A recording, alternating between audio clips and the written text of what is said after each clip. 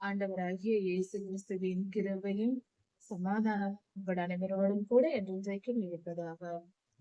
நான் உன்னை விட்டு விலகுவதும் இல்லை, உன்னை கைவிடுவதும் இல்லை என்று சொல்லி நம்முடைய பரம தகப்பன் நம் தேவன் நம்மோடு கூட என்றென்றும் இருக்கிறார்.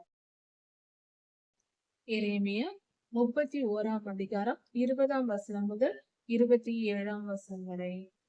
கர்த்தரின் அன்பு எப்படிப்பட்டது, அது எவ்வளவு ஆழமானது என்பதை குறித்து இந்த வேத பகுதியில் சொல்லப்பட்டிருக்கிறது. கர்த்தர் தம்மால் தெரிந்து கொள்ளப்பட்ட ஜனங்களை, தம்முடைய ஜனங்களை அவர் எவ்வளவாய் நேசிக்கிறார் என்பதை குறித்து இங்கு சொல்லப்பட்டிருக்கிறது. இதை புரிந்து கொள்வது மிகவும் கடினம். அந்த அளவுக்கு அவருடைய அன்பு எவ்வளவு பெரியதா இருக்கிறது. எல்லையில்லா அன்பு என்று இந்த வேத பகுதியில் சொல்லப்பட்டிருக்கிறது. அதை குறித்து நாம் தியானிப்போம். எப்ராயிம் எனக்கு அருமையான குமாரன் அல்லவா என்று கர்த்தர் சொன்னார். அதாவது கர்த்தரால் தெரிந்து கொள்ளப்பட்ட கர்த்தருடைய ஜனங்கள் நம்மை குறிக்கிறது. இன்றைய காலத்திற்கு இதை நாம் இப்படி உட்படுத்தலாம். அதாவது 2 பொருள்களும் உண்டு. இஸ்ரவேலர்கள் என்றால் பிறப்பின்படி இஸ்ரவேல் தேசத்தை சேர்ந்தவர்கள், இஸ்ரவேல் கோத்திரத்தை சேர்ந்தவர்கள் என்றும், உலகெங்கும் இருக்கிற கர்த்தருடைய ஜனங்கள் என்றும் பொருள்படும். 2 பொருள்களிலும் நாம் பொருள்படுத்திக் கொள்ளலாம். அதாவது கர்த்தர் சொல்லுகிற வார்த்தை அப்படிதான். தம்முடைய ஜனங்கள் என்று கர்த்தர் சொன்னாலே அது உலகெங்கும் இருக்கிற கர்த்தருடைய பிள்ளைகளை குறிக்கும். அவர்கள் பிறப்பின்படி இஸ்ரவேல் தேசத்தில் பிறக்க வேண்டும் என்றில்லை. இப்ராஹிம் எனக்கு அருமையான குமாரன் அல்லவா, அவன் எனக்கு பிரியமான பிள்ளை அல்லவா என்று சொல்கிறார். கர்த்தர் யாரை நேசிக்கிறாரோ அவர்கள் மேல் அன்பு கூர்ந்து அவர்கள் பாவங்களை மன்னித்து அவர்களை தம்முடைய ஜனங்களாக அவர் ஏற்றுக்கொள்கிறார். அப்படி தம்மால் ஏற்றுக்கொள்ளப்பட்ட ஜனங்கள் அவர்களை மிகவும் நேசிக்கிறார். இப்ராஹிம் கோத்திரத்தார் சுமார் 130 வருடங்கள் அவர்கள் சிறையிருப்பில் இருந்திருக்கிறார்கள். அவர்கள் தவறு செய்திருக்கிறார்கள். கர்த்தர் அவர்களை தண்டிக்கிறார். இதெல்லாம் நீண்ட கால பயணமா இருக்கிறது. நீண்ட காலம் இப்படிப்பட்ட போராட்டங்களை சந்தித்துக் கொண்டிருக்கிறார்கள். அவர்கள் தவறு செய்து கர்த்தரிடத்தில் கோபத்திற்கு ஆளாகினது நிமித்தம் துன்பத்தை அனுபவித்துக் கொண்டிருக்கிறார்கள். ஆனால் அப்படி அவர்களை தண்டித்தும் தம்முடைய நீதி நிமித்தம் கர்த்தர் தம்முடைய ஜனங்களை தண்டிப்பார். இஸ்ரவேலர் என்ற இஸ்ரவேல் தேசத்திற்கும் இது குறிக்கிறது. தனிப்பட்ட நம்முடைய ஒவ்வொருவர் வாழ்க்கையிலும் இப்படி இருக்கிறது. அதாவது ஒட்டுமொத்த இஸ்ரவேல் தேசத்திற்கும் நியாய தீர்ப்பு செய்வதும் உண்டு. தனி மனிதனுக்கும் இது பொருந்தும். ஒரு மனிதனுக்கும், கர்த்தருடைய பிள்ளையாகிய ஒரு மனிதனுக்கும் பொருந்தும். இது எப்படி என்றால், கர்த்தருடைய ஜனங்கள் உலகெங்கும் இருக்கிறவர்களை கர்த்தர் சொல்லுகிறார் திருச்சபை என்றும், ஆனால் ஒவ்வொரு மனிதனையும் கர்த்தர் திருச்சபை என்றும் சொல்லுவார். இது நாம் புரிந்து கொள்ள வேண்டும். அதன் பொருள்படுபடி நாம் அதை புரிந்து கொள்ளலாம். இப்படி இருக்க கர்த்தர் எப்ராஹிம் என்று சொல்லும்போது ஒரு கூட்டத்தார், ஒரு இன ஜனங்கள், அதாவது இஸ்ரவேலில் ஒரு கோத்திரத்தாரை குறிக்கிறது. அவர்கள் 130 வருடங்கள் சிறையிருப்பில் இருந்திருக்கிறார்கள். கர்த்தருடைய ஜனங்கள் கர்த்தருடைய கோபத்தின் நிமித்தம் அப்படி பாடுபட்டிருக்கிறார்கள். ஆனால் இஸ்ரவேலர்கள் என்று சொன்னாலும் நம்முடைய வாழ்க்கையில் நாமும் இப்படிப்பட்ட தவறுகளை செய்து கர்த்தரிடத்தில் நாம் தண்டனை அனுபவித்துக் கொண்டிருக்கிறோம். பலவித வியாதிகள் வந்து நம் சரீரத்தை பாதித்து அதனால் பல வருடங்களாக நாம் துன்பப்பட்டு கொண்டிருக்கலாம். இதுவும் கர்த்தருடைய கோபம்தான். அல்லது வேறு பிரச்சனைகள், குடும்பத்தில் பிரிவினைகள் ஏற்பட்டு குடும்பம் சிதறடிக்கப்பட்டிருக்கலாம். அல்லது பண பிரச்சனையினால் மிகுந்த கடன் உண்டாகி அதனால் துன்பப்பட்டு கொண்டிருக்கலாம். சண்டை சச்சரவுகள், வழக்குகள், இப்படிப்பட்ட பிரச்சனைகள் இருக்கலாம். இப்படி எந்த காரியமாய் இருந்தாலும், சண்டைகள் பிரச்சனைகளாய் இருந்தாலும், பற்றாக்குறை பண விஷயங்களாக இருந்தாலும், நோய் நொடிகளாய் இருந்தாலும், இது எதுவாய் இருந்தாலும் கர்த்தருடைய கோபத்தின் நிமித்தம் இது வருகிறது. ஆனாலும் அவருடைய கோபத்தின் நிமித்தம், அவருடைய நீதி நிமித்தம் நம்மை தண்டிக்கிறார். நாம் தவறு செய்யும் பொழுது அவருடைய பிள்ளைகளாய் இருக்கிறோம். நாம் நினைக்கலாம், நாம் கிறிஸ்தவர்கள் ஆயிற்றே, நாம் கர்த்தருடைய ஜனம் ஆயிற்றே, நமக்கு ஏன் துன்பம் வருகிறது, நமக்கு ஏன் வியாதி வருகிறது என்று நினைக்கலாம். அல்லது பலர் பேசலாம், இவர்கள் மட்டும் என்ன, இவர்களும் துன்பப்படுகிறார்களே என்று பேசும் ஜனங்களும் உண்டு. ஒன்றை புரிந்து கொள்வோம். கர்த்தர் மன விருப்பத்தோடு, ஆசையோடு, கொடுமை எண்ணத்தோடு எந்த மனிதனையும் அவர் தண்டிப்பதில்லை. தண்டிக்கிறார், ஆனால் அந்த எண்ணத்தோடு தண்டிப்பதில்லை. வருகிற எல்லா தீமைகளுக்கும், எல்லா வேதனைகளுக்கும், மனிதர்களுக்கு வருகிற எல்லா வேதனைகளுக்கும் யாராயிருந்தாலும் சரி, அவர்களே அதற்கு காரணம். மன விருப்பத்தோடு, முழு மனதோடு இவனை நான் அடித்து பார்ப்பேன் என்று மனிதனை அடித்து கொடுமைப்படுத்தி அவனை துன்பத்துக்கு ஆளாக்கி அதை வேடிக்கை பார்க்கிறவர் நம் தேவன் அல்ல. அதை முதலில் தெரிந்து கொள்வோம். நம்முடைய அக்கிரமத்தை நிமித்தமும், நம்முடைய மீறுதல்களினாலும், நம்முடைய அநியாய காரியங்களினாலும் நமக்கு தண்டனை வருகிறது. நமக்கு வரும் துன்பத்திற்கு இதுதான் காரணம். நாம் செய்கிற தவறுகளுக்கு அவர் நீதியின்படி நம்மை நியாயம் தீர்க்கிறார். அதை தவிர நாம வரவழைத்துக் கொள்வதுதான். இச்சைக்கு இடம் கொடுத்து, பாவத்துக்கு இடம் கொடுத்து, யாராவது ஏமாற்றினால் அதை கண்டு ஏமாந்து, உண்மை தெரியாமல், அறியாமையினாலும் தவறு செய்வதுண்டு, அறிந்தேனும் செய்வதுண்டு. இது எல்லாம் நம்முடைய பொறுப்பு. அப்படி இருக்க நம்முடைய துன்பத்திற்கு கர்த்தர் காரணத்தை சொல்லக்கூடாது. நம்முடைய பாடுகளுக்கு நாமே காரணராய் இருக்கிறோம். கர்த்தர் இந்த இடத்தில் என்ன சொல்லுகிறார்? இப்ராஹிமை தண்டித்தார். அவர் நீதியின் நிமித்தம் அவர்கள் தவறு செய்தார்கள், தண்டனை அனுபவித்தார்கள். ஆனாலும் அவர்களை நேசிக்கிறார் கர்த்தர். நான் உன்னை விட்டு விலகுவதும் இல்லை, உன்னை கைவிடுவதும் இல்லை என்று தம்முடைய ஜனங்களுக்கு சொல்லி இருக்கிறார். அப்படி இருக்க அவர் ஒருபோதும் மறந்து போவதில்லை. எத்தனை நூற்றுக்கணக்கான வருடங்கள் ஆனாலும், ஆயிரக்கணக்கான வருடங்கள் ஆனாலும் தம்முடைய ஜனங்களை மறக்காத தேவனாய் இருக்கிறார். அவர் மறக்காமல் என்ன செய்கிறார்? நம்மை பாதுகாக்கிறார். கோபத்தினால் நம்மை தண்டித்தாலும் நம் சந்ததிகளை அவர் அழிப்பதில்லை. மனிதனை அவர் அழிப்பதில்லை. ஒருவேளை துன்மார்க்கத்தின் உச்சகட்டத்திற்கு, திருந்தாத நிலைக்கு ஒரு மனிதன் போய்விட்டால் அந்த மனிதனை அழிப்பாரே தவிர அவன் சந்ததியை வாழ வைப்பார். ஏனென்றால் தம்முடைய ஜனங்களாயிற்றே என்று. இதை நாம் சற்று கவனிக்க வேண்டும். கர்த்தர் பெரியவராய் இருக்கிறார். அவர் மிக மிக நல்லவர். நான் அவனுக்கு விரோதமாய் பேசினது முதற்கொண்டு அவனையே நினைத்துக் கொண்டிருக்கிறேன் என்று சொல்லுகிறார். தீர்க்கதரிசிகள் மூலமாக எப்ராஹிம் கோத்திரத்தார் மேல் கர்த்தர் கோபம் கொண்டு பேசிவிட்டார். அவர்களுக்கு தண்டனை கொடுத்து விட்டார்.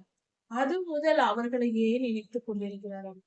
இப்படி தண்டித்து விட்டோமே, அவர்கள் பாடுபடுவார்களே என்று அவர்கள் மேல் அன்பு கூர்ந்து அவர்கள் படும் துன்பங்களை அவர் பார்த்து ஐயோ துன்பப்படுகிறார்களே என்று நினைத்துக் கொண்டே இருக்கிறாராம். அதாவது நம் வீட்டில் இது சாதாரணமாக நடக்கிற காரியம்தான். இதை சுலபமாக புரிந்து கொள்ளலாம். வீட்டில் பெற்றோர்கள் சிறு பிள்ளைகள் 4 வயது 5 வயது சிறு பிள்ளைகள் இருக்கும் போது நாம் என்ன செய்வோம்? அவர்களை நாம் சில காரியங்களை இதை தொடாதே, இதை செய்யாதே என்று சொன்னால் கேட்க மாட்டார்கள். மீறி மீறி அந்த தவறை செய்து கொண்டே இருப்பார்கள். அப்பொழுது நம்ம என்ன செய்வோம்? அடித்து விடுவோம். அந்த பிள்ளைகளை நாம் அடித்து விடுவோம். அப்படி தவறு செய்கிற பிள்ளைகளை நாம் அடிப்போம், கண்டிப்போம். அது அவசியம்தான், அது தவறு இல்லை. ஆனால் அதை அடித்த பின்பு அந்த பிள்ளைகள் அழும்போது நம் மனம் எப்படி? ஐயோ அடித்து விட்டோமே என்று ஒரு வேதனை நமக்கு வரும். நாம் தவறு செய்யவில்லை, நம் பிள்ளைகளை நல்ல வழியில் தான் நடத்துகிறோம். கண்டிக்க வேண்டிய இடத்தில் கண்டித்துதான் நடத்த வேண்டும். அது சரியாக தான் செய்கிறோம். ஆனாலும் அது நீதியாய் நாம் செயல்பட்டு இருக்கிறோம். நம் மேல் தவறு இல்லை என்றாலும் நம் மனதில் ஒரு வேதனை வரும். ஐயோ பிள்ளையை அடித்து விட்டோமே, அவன் அழுது கொண்டிருக்கிறானே, அதிகமாய் வலிக்குமோ என்று நமக்கு தோன்றும் அல்லவா? இதே தகப்பனின் அன்புதான் கர்த்தர். அதே மனநிலை கர்த்தர் அப்படித்தான் சொல்லுகிறார்.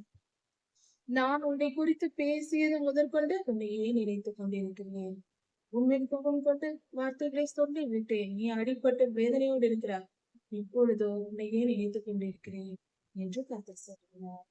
ஆதலால் நீ படும் துயரத்தை பார்த்து என் உள்ளம் கொதிக்கிறது என்று சொல்லுகிறார். இப்படிப்பட்ட ஒரு பாடு உனக்கு வந்து விட்டதே, நீ இப்படி துன்பத்தை அனுபவிக்கிறாயே, நீயே தேடிக்கொண்டதுதான் என்றாலும் நீ படும் துன்பத்தை பார்த்து என் உள்ளம் கொதிக்கிறது என்று சொல்லுகிறார். கர்த்தருடைய இருதயம் கொதிக்கிறதாம். தம் பிள்ளைகள் படும் பாடுகளை பார்த்து அவர் இன்பமாய் இல்லை, அவர் ரசித்துக் கொண்டிருக்கவில்லை, கொதிக்கிறதாம் அவர் மனம். அவனுக்கு உருக்கமாய் இறங்குவேன் என்று கர்த்தர் சொல்லுகிறார். கர்த்தருடைய ஜனங்களாகிய நாம் தவறு செய்யும் போது பொல்லாத மனிதர்கள் இடத்தில் ஒப்பு கொடுக்கப்படுவோம். நாம் தவறு செய்யும் பொழுது கர்த்தர் தண்டிப்பார். நாம் தவறு செய்யும் பொழுது கர்த்தர் எடுத்த உடனே தண்டிக்க மாட்டார். நாம் தவறு செய்யும் பொழுது அது தவறு என்று பலமுறை நமக்கு உணர்த்துவார். பலர் மூலமாக பல விதங்களில் நமக்கு எச்சரிப்பை கொடுப்பார். அதை கேட்டு நாம் திருந்தாத பட்சத்தில் மீண்டும் மீண்டும் தவறு செய்து கொண்டே இருந்தால் பலமுறை பார்த்து விட்டு அதன் பின்பு அவர் துன்மார்க்கர் கையில் நம்மை ஒப்புக் கொடுப்பார். அவருடைய பாதுகாப்பை விலக்கி விடுவார். அப்பொழுது தீயவர்கள் வந்து நம்மை கொடுமைப்படுத்த தொடங்குவார்கள். துன்மார்க்கர், பொல்லாத ஆவிகளால் நிரப்பப்பட்ட மனிதர்கள் நம்மை துன்பப்படுத்த தொடங்குவார்கள். நமக்கு எதிரிகளாய் உருவாகி நிற்பார்கள். அவர்கள் படுத்தும் துன்பத்தில் நாம் துயரப்பட்டு கர்த்தரிடம் புலம்பிக் கொண்டு ஜெபித்துக் கொண்டு நாம் இருப்போம். அப்படி நடக்கும் பொழுது நாம் திருந்துவோம். நம்முடைய தவறுகளை உணர்ந்து நாம் திருந்துவோம். இப்படிதான் கர்த்தர் நம்மை தண்டிக்கிறார், நம்மை திருத்துகிறார். அதோடு விட்டுவிட மாட்டார். நாம் மனம் திரும்பியதும் நம்மை வந்து அந்த துன்பத்தில் இருந்து விலக்கி நம்மை மீட்டு கொண்டு, நம்மை துன்பப்படுத்தினார்கள் அல்லவா நம்முடைய எதிரிகள், அவர்களுக்கு அதன் பின்பு நியாய தீர்ப்பை கொடுப்பார். அப்படிப்பட்ட துன்மார்க்க ஜனங்களை நிச்சயம் தண்டிப்பார். தண்டிக்காமல் விடவே மாட்டார். அவர்கள் எந்த அளவுக்கு நம்மை துன்பப்படுத்தினார்களோ அதே அளவுக்கு அவர்களை துன்பப்படுத்தி அவர்களுக்கு சரியான தண்டனையை நீதியின்படி நியாய தீர்ப்பை கர்த்தர் கொடுப்பார். நிச்சயம் இதை செய்வார். ஒரு நாளும் அப்படியே விட்டுவிட மாட்டார். கர்த்தர் சொல்லுகிறார் உனக்கு குறிப்பு அடையாளங்களை நிறுத்து. நாம் வாழும் தேசத்தில் குறிப்பு அடையாளமாக சிலைகள் வைப்பது, தூண்கள் நடுவது போன்ற காரியங்களை செய்வோம் அல்லவா? அப்படிப்பட்ட காரியங்களை செய் என்று கர்த்தர் சொல்கிறார். நீ நடந்த வழியாகிய பாதையின் மேல் உன் மனதை வை. நீ இது காலம் நடந்து வந்தாய் அல்லவா? அந்த பாதையில் உன் மனதை வைத்திரு, நினைத்து கொண்டிரு. அந்த பாதையை நினைத்திரு, உன் வாழ்க்கையின் பாதைகளை நினைத்து கொண்டிரு என்று கர்த்தர் சொல்கிறார். நாம் என்ன செய்தோம், எப்படி செய்தோம், எங்கிருந்து எப்படி வந்தோம், இதையெல்லாம் நினைத்து பார் என்று கர்த்தர் சொல்கிறார். சிலர் சொல்லுவார்கள் கடந்த காலத்தை மறந்து விடு என்று. தவறு. கடந்த காலத்தை நினைத்து பார்க்க வேண்டும். அப்பொழுதுதான் நாம் செய்த தவறுகள் என்ன, நாம் செய்த சரியான காரியங்கள் என்ன, அது நிமித்தம் நம் வாழ்க்கையில் என்ன நடக்கிறது என்பதை குறித்து புரிதல் ஏற்படும். கடந்த காலத்தை நினைத்து பார்க்க வேண்டும். இஸ்ரவேலின் குமாரத்தியே நீ திரும்பு என்று கர்த்தர் சொல்லுகிறார். கர்த்தருடைய ஜனங்களை பார்த்து சொல்லுகிற காரியம். நீ திரும்பி வா, பழைய உன் துன்மார்க்க வழிகளை விட்டு திரும்பி வா என்று கர்த்தர் சொல்லுகிறார். மனம் திரும்பு என்று சொல்லுகிறார். சிறைப்பட்டு போனாய் அல்லவா? அந்த சிறையிருப்பிலிருந்து திரும்பி உன் பட்டணத்திற்கே நீ திரும்பி வா என்று கர்த்தர் சொல்கிறார். சீர்கட்டு போன குமாரத்தியே, அப்படி என்றால் உலகெங்கும் இருக்கிற கர்த்தருடைய பிள்ளைகள், அவர்கள் எல்லாரும் நீ திருந்தி வாருங்கள், ஏன் இப்படியே இருக்கிறீர்கள் என்று பொருள். எது வரைக்கும் விலகி திரிவாய்? எந்த மட்டும் கர்த்தரை தேடாமல் உன் மனம் போன போக்கில் நீ வாழ்ந்து கொண்டு திரிந்து கொண்டு இருப்பாய்? திரும்பி வா என்று கர்த்தர் அழைக்கிறார். நம்மை குறித்து அவர் அழைக்கிற அழைப்பாய் இருக்கிறது. எத்தனை காலம் பாவ வழியிலேயே போய்கொண்டு திரிந்து கொண்டிருப்பாய்? திருந்தி வா, போதும். அந்த இச்சையெல்லாம் விட்டுவிட்டு, உலக வாழ்க்கையை விட்டுவிட்டு திருந்தி வா என்று நம்மை அழைக்கிறார். கர்த்தர் பூமியிலே ஒரு புதுமையை சிருஷ்டிப்பார். பூமியில் கர்த்தர் ஒரு புதுமையான காரியத்தை செய்ய போகிறாராம். அதாவது ஸ்திரீயானவள் புருஷனை சூழ்ந்து கொள்ளுவாள் என்று கர்த்தர் சொல்லுகிறார். இதில் இரண்டு பொருள் உண்டு. ஸ்திரீயானவர் என்று சொல்லும் போது திருச்சபை ஒரு பெண்ணாக, திருமணமான ஒரு பெண்ணாக குறிப்பிடப்படுகிறது. ஸ்திரீ என்றால் திருமணமான பெண் என்று பொருள். புருஷனை சூழ்ந்து கொள்வாள், கணவனை சூழ்ந்து கொள்வாள் என்று பொருள். அப்படி என்றால் உலகெங்கும் இருக்கிற கர்த்தருடைய பிள்ளைகள், ஆண்டவராகிய இயேசு கிறிஸ்துவை சொந்த ரட்சகராக ஏற்றுக்கொண்ட ஆண்டவராகிய இயேசு கிறிஸ்துவின் பிள்ளைகள் என்று நாம் சொல்லிக் கொள்கிற ஜனங்கள் எல்லோரும் புருஷனை சூழ்ந்து கொள்வார் என்றால் கர்த்தரை சூழ்ந்து கொள்வார்கள். கர்த்தரோடு மனம் இணைந்து ஆவியில் ஒன்றுபடுவார்கள். கர்த்தரை ஆராதித்து கர்த்தருடைய ஜனங்கள் ஆவார்கள். எழுப்புதல் வரும், ரட்சிப்பு ஏற்படும், ஜனங்கள் திரளாய் கர்த்தரை சேருவார்கள் என்று பொருள். தேவனாகிய கர்த்தர் சொல்லுகிறது, நான் அவர்கள் சிறையிருப்பை திருப்பும் போது, அந்த காலத்தில் இஸ்ரவேலர்கள் பாபிலோனிலிருந்து சிறையிருப்பிலிருந்து விடுபட்டு இஸ்ரவேலுக்கு வருகிறார்கள். அதை குறித்து இங்கு சொல்லப்பட்டிருக்கிறது. இந்த வசனம் நமக்கு எப்படி பொருந்தும் என்றால், பாவத்தில் இருந்து பாவ வாழ்க்கை வாழ்ந்து கொண்டிருக்கிற ஒவ்வொரு மனிதனும் ரட்சிக்கப்பட்டு பாவத்தை விட்டு உலக வாழ்க்கையை விட்டு கர்த்தரை நோக்கி கர்த்தரோடு உடன்படிக்கை செய்து வேத வசனத்தை படித்து கர்த்தருக்கு ஏற்றபடி மனம் திருந்தி பரிசுத்தம் அடைந்து பரிசுத்த பாதையில் வாழ தொடங்குகிற வாழ்க்கை இருக்கிறது அல்லவா, மனித வாழ்க்கை. அதை குறித்து சொல்லப்படுகிறது. சிறையிருப்பு என்று சொல்லும் போது அது பொல்லாத ஆவிகளால் பிடிக்கப்பட்டு அடிமை வாழ்க்கையாக பாவ வாழ்க்கை வாழ்ந்து கொண்டிருந்த வாழ்க்கையை குறிக்கிறது. அதை விட்டு விலகி நாம் பரிசுத்த பாதையில் செல்கிறோம். கர்த்தரை ஆராதித்து கர்த்தருடைய வசனங்களை தியானித்து அதை கற்றுக்கொண்டு வேத வசனத்தின்படி வாழ்கிறோம் அல்லவா, அந்த வாழ்க்கைதான் சிறந்த வாழ்க்கை.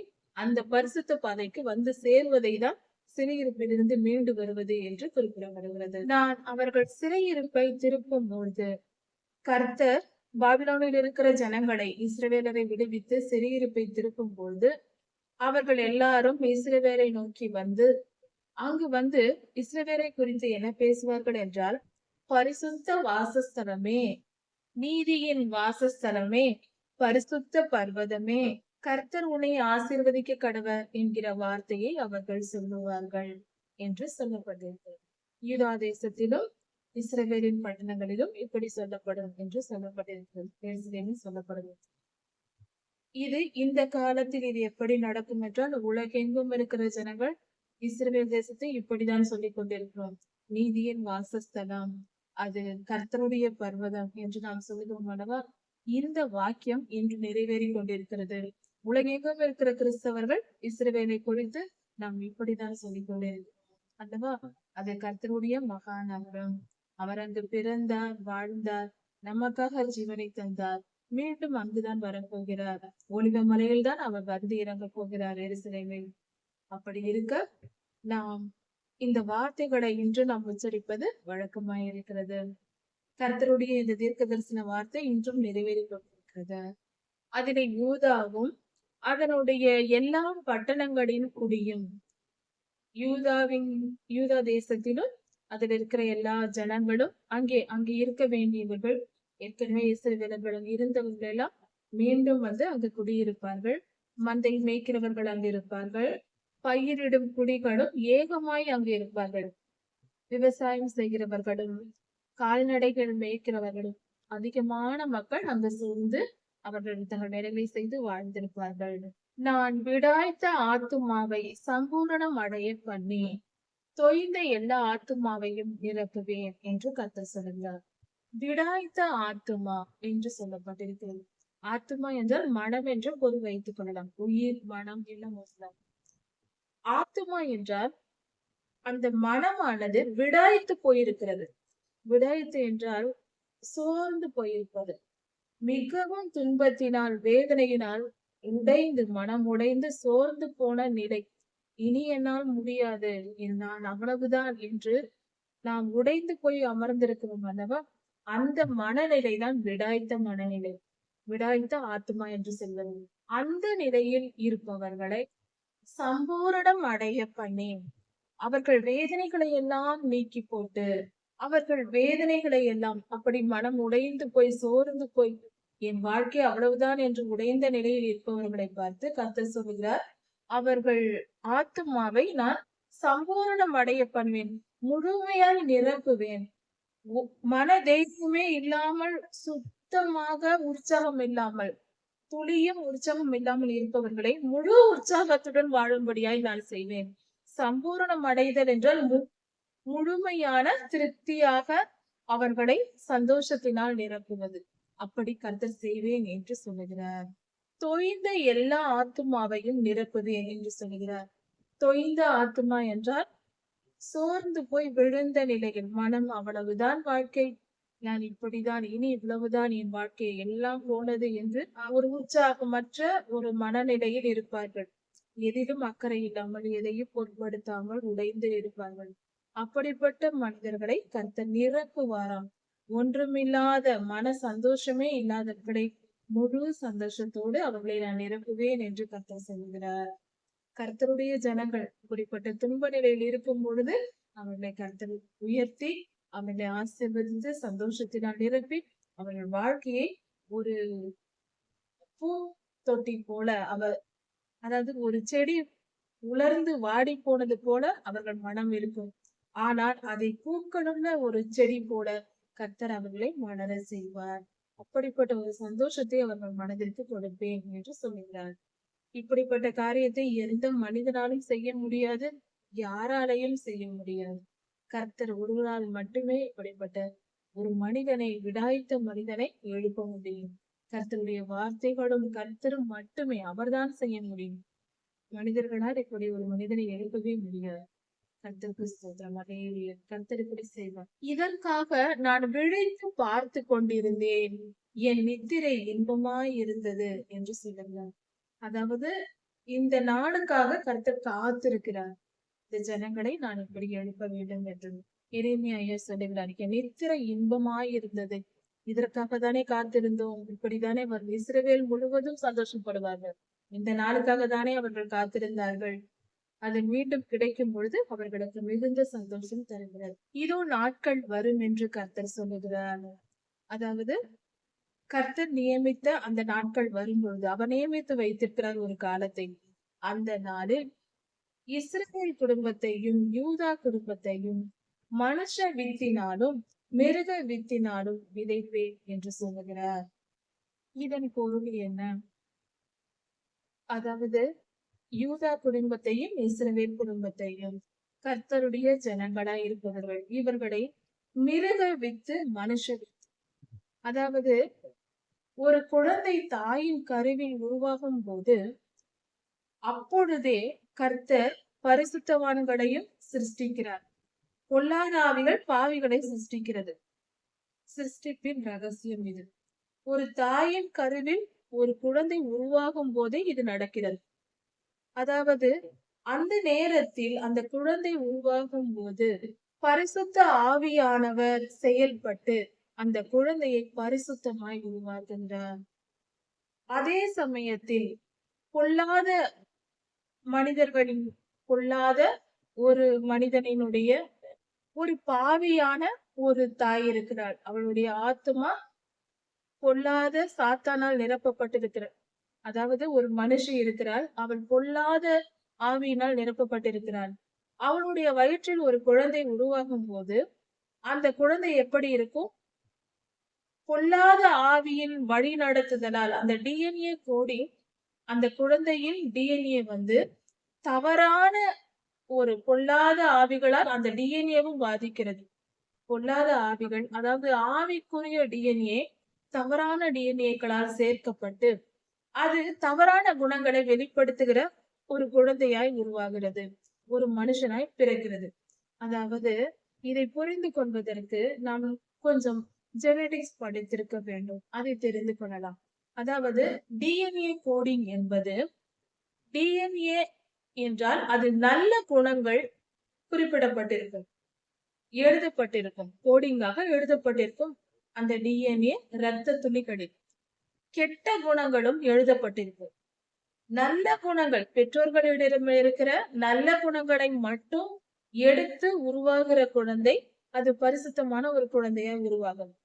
பெற்றோர்களிடம் இருக்கிற கெட்ட குணங்களை, பொல்லாத ஆவிகள் ஒரு தாயின் கருவை தொடும் பொழுது அந்த பெற்றோர்களிடம் இருக்கிற கெட்ட குணங்கள் சேர்ந்து கெட்ட பிள்ளைகளை உருவாக்குகிறது.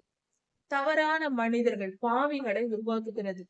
திருந்தாத துன்மார்க்கர்களை உருவாக்குகிறது.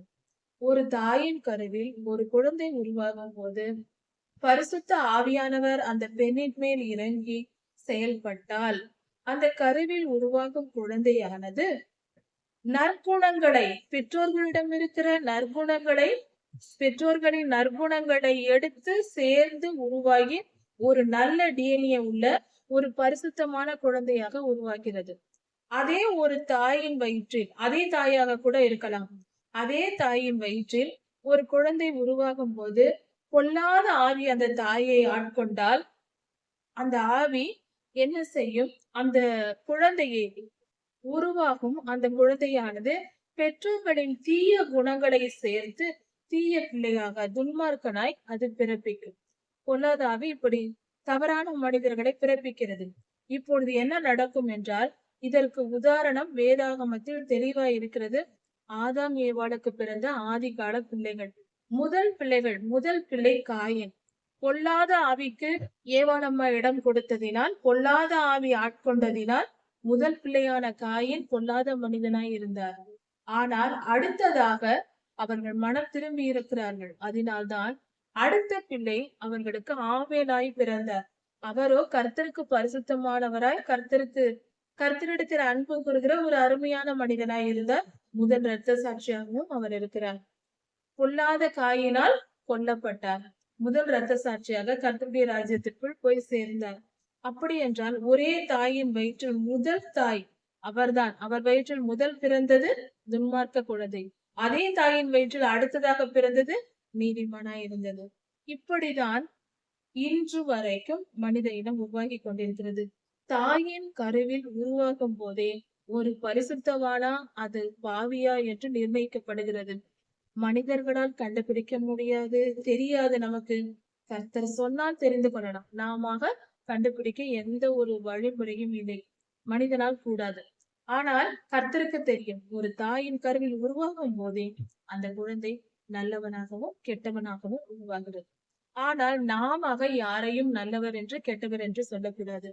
இப்படி பரிசுத்தமாய் உருவாகிற குழந்தையானது என்ன நடக்கும் என்றால், ஒரு குழந்தை பரிசுத்தமாய் கர்த்தரால் உருவாக்கப்பட்டிருக்கும். அது பிறந்து வளரும் போது தன் சூழ்நிலைகளினால், பலவித சூழ்நிலைகளை பார்க்கும் போது பல தவறுகளை கற்றுக்கொண்டு செய்து கொண்டிருக்கும். ஒரு பரிசுத்தவான் தான், தாயின் கருவில் பரிசுத்தமாய் உருவாக்கப்பட்ட ஒரு மனிதன் வளர்ந்து வரும்போது கற்ற பாவத்தை எல்லாம் அறிந்து கொண்டு அதையே செய்து பழகி கொண்டு துன்மார்க்கனாய் வெளி உலகத்திற்கு தெரியும். ஆனால் உள்ளுக்குள் அவன் பரிசுத்தவான் தான். ஆனால் அந்த குழந்தை வெளியே வரும்போது, வளரும் போது கற்றுக்கொண்ட பாடத்தை செய்வதினால் அவன் தீயவனாய் இருப்பான். ஆனால் ஒரு நேரம் வரும், கர்த்தர் அவன் கண்களை திறக்கும் பொழுது, அதை தான் ரட்சிப்பு என்று சொல்கிறோம்.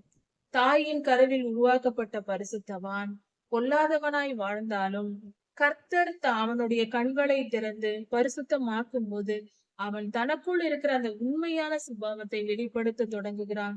சமுதாயத்தில் கற்ற தீயவைகளை எல்லாம், தீய குணங்களை எல்லாம் விட்டுவிட்டு, அதை விட முடியாத நேரத்தில் பல துன்பங்களை அனுபவித்து கடைசியில் எல்லாவற்றையும் விட்டுவிட்டு பரிசுத்தமான ஒரு மனிதனாய் உருவாகிறான். இதற்கு உதாரணம் தான் மோசேயாவின் வாழ்க்கை. அவர் தாயின் கருவில் கர்த்தரால் உருவாக்கப்பட்ட தீர்க்கதரிசியாய் இருக்கிறார். ஆனால் அவர் 40 வருடம் வளர்ந்தது எகிப்தின் அரண்மனையில். அவர் கொலை செய்தார். ஒரு கொலைக்காரனாய் உருவாக்கப்பட்டிருந்தார். ஆனால் அதற்கு அடுத்த 40 வருடங்களில் அவர் வனாந்திரத்தில் மீதியானில் இருக்கும் பொழுது, எத்திரோ தன் மாமனாரோடு இருக்கும் பொழுது, அவர் கர்த்தரால் போதிக்கப்பட்டு வளர்க்கப்பட்டு 40 வருடங்கள் சுத்திகரிக்கப்பட்டார். அதன் பின்பே கர்த்தர் முட்செடியில் தோன்றி அந்த மனிதனை எடுத்து ஊழியனாக பயன்படுத்துகிறார். 40 வருடம் கற்ற பாவத்தை 40 வருடங்களில் அவர் விட்டு திருந்தினார். அவர் திருத்துவதற்காக கர்த்தர் கொடுத்த நாட்கள் தான் அந்த 40 வருடங்கள். மோசே ஐயா பாவத்தை கற்றுக்கொண்டது முதல் 40 வயது வரை எகிப்தில். அடுத்த 40 வருடங்கள் மீதியானில் சுத்திகரிக்கப்படுகிறார் ஆத்துமா. இப்படி அவர் சுத்திகரிக்கப்பட்டு அடுத்த மூன்றாவது 40 வருடங்களில் 80 வயது முதல் 120 வயது வரை அவர் கர்த்தருக்கு ஊழியம் செய்து இஸ்ரவேலரை கானானுக்கு வழி நடத்துகிறார். இப்படிதான் ஒரு தாயின் கருவில் குழந்தையானது பிறக்கிறது. கர்த்தர் இந்த இடத்தில் சொல்கிறார், நான் இஸ்ரவேல் குடும்பத்தார் யூதா குடும்பத்தாரோடும் மிருக வித்தினாலும் மனுஷ வித்தினாலும் விதைப்பேன் என்று. அப்படி என்றால் கர்த்தர் தமக்கென்று பரிசுத்தவான்களையும் உருவாக்குகிறார், சில துன்மார்க்கர்களும் உருவாவார்கள் என்று சொல்லுகிறார். அவரே அதற்கு அனுமதி கொடுக்கிறார். ஏனென்றால் பிரித்தெடுக்கும் முறையாக சில நீதி நியாயங்கள் இருக்கிறது, ஆவிக்குரிய சட்டங்கள் இருக்கிறது. பொல்லாத ஆவிகளுக்கு சில காரியங்கள், மேலும் ரட்சிப்பை குறித்து பல ரகசியங்கள் இருக்கிறது இந்த வசனத்தில். மிக ஆழமான சத்தியங்கள் பலவும் இருக்கிறது. அதை எல்லாவற்றையும் ஏற்றுக்கொள்ள எல்லாராலும் முடியாது. அப்படிப்பட்ட பல காரியங்கள் எங்க இருக்கிறது. இதைதான் கர்த்தர் சொல்கிறார், மனுஷ வித்தினாலும் மிருக வித்தினாலும் விதைப்பேன் என்று. இப்படியாக கர்த்தர் நம்மை பாதுகாக்கிறார். அவர் பெரியவர், மிகவும் பெரியவர். கர்த்தர் நல்லவர். நான் உன்னை விட்டு விடுவதும் இல்லை, உன்னை கைவிடுவதும் இல்லை என்று சொன்ன தகப்பன். அவர் நம்மை அடித்தாலும் கண்டித்தாலும் நம்மோடு கூட இருந்து நம்மை அன்பு கூர்ந்து நம்மை நேசத்தை மீட்டுக் கொள்வார், அழிக்க மாட்டார். அவர் நம்மை காக்கிற தெய்வமாய் இருக்கிறார். கர்த்தர்களை ஆசீர்வதிப்பாராக. ஆண்டவராகிய இயேசு கிறிஸ்து சீக்கிரம் வரப்போகிறார். அவருடைய வருகைக்கு ஆயத்தப்படுவோம். மாரநாதா. ஆமென்.